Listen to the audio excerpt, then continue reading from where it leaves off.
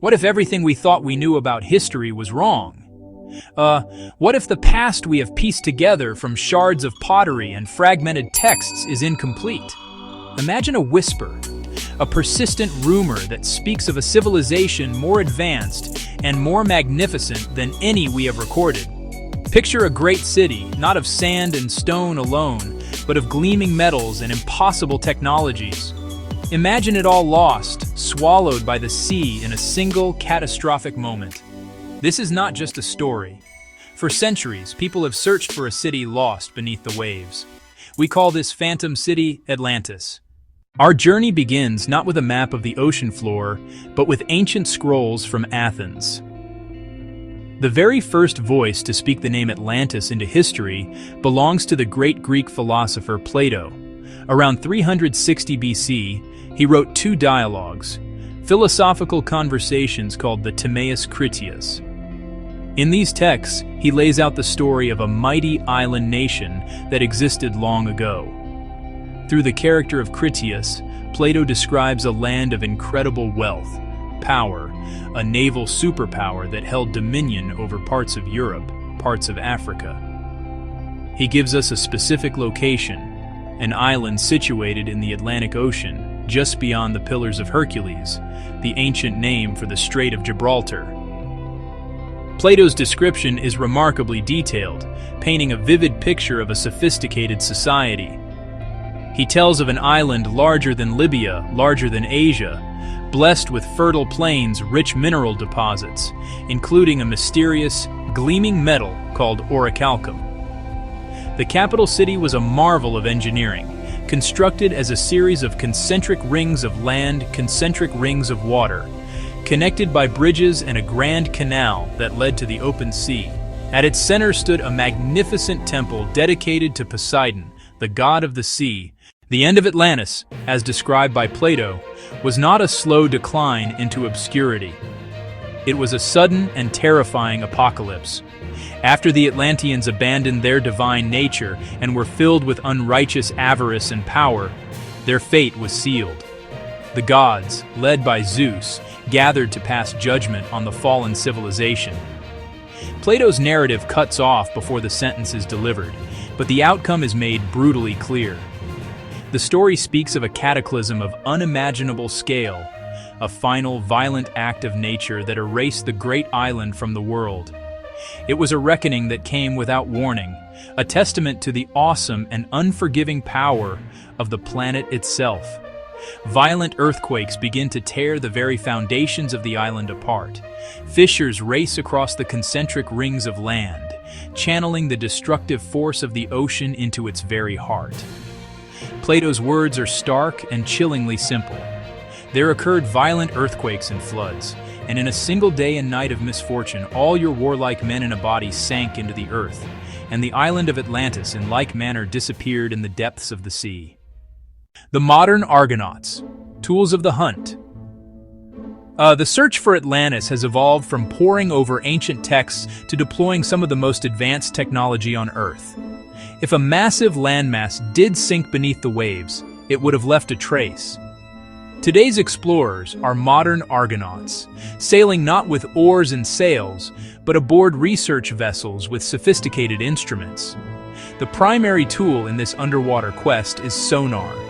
Multi-beam sonar systems, mounted on ships or towed in underwater vehicles, send out fans of sound waves that bounce off the seabed.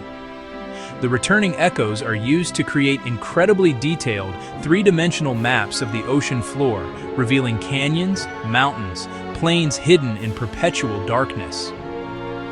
To investigate promising targets identified by sonar, the search goes deeper. Remotely operated vehicles, or ROVs, are tethered robotic submarines piloted from the surface. Equipped with high-definition cameras, powerful lights, manipulator arms, they act as the eyes and hands of the scientists above. They can explore treacherous underwater terrain for hours or days at a time, beaming back live video of what they encounter. For broader surveys, autonomous underwater vehicles, or AUVs, are deployed. These untethered, pre-programmed robotic torpedoes can glide through the ocean for vast distances, collecting data on water temperature, magnetic fields, and detailed sonar imagery before returning to the ship. The search for Atlantis also takes place far above the ocean's surface. Satellites orbiting the Earth use powerful radar systems and imaging systems to map the globe with astonishing precision.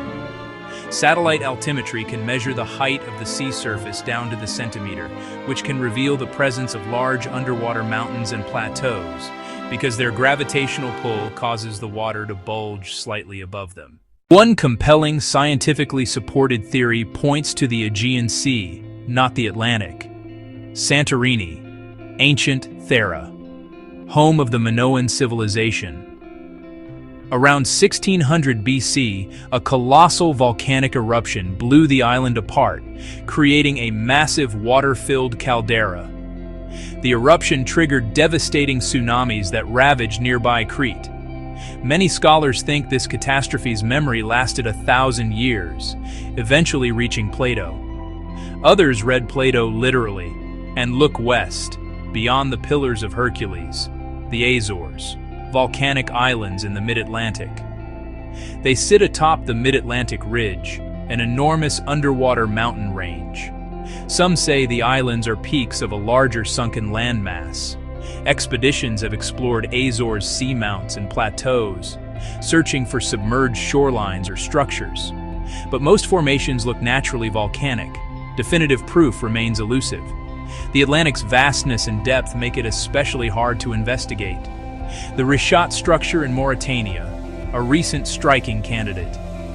Viewed from space, concentric rings nearly 30 miles across.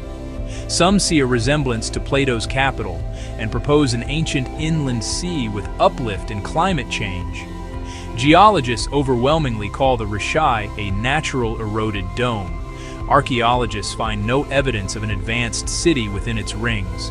The search also points to the Caribbean, Bahamas, Cuba. Underwater features like the Bimini Road, rectangular limestone blocks, draw attention. Geologists describe the Bimini Road as beach rock, a natural formation. Fringe theories propose Antarctica. Fringe theories propose Spain. Fringe theories propose Indonesia. Each site offers a tantalizing clue, but none has delivered conclusive evidence. While the grand city of Atlantis itself remains undiscovered, the core concept, a thriving city vanishing beneath the water, is not pure fantasy. Perhaps the most stunning modern example is Thanis Heraklion, off the coast of Egypt. Its existence proves myth can be history. After thousands of years of speculation and decades of scientific searching, the ultimate question remains unanswered.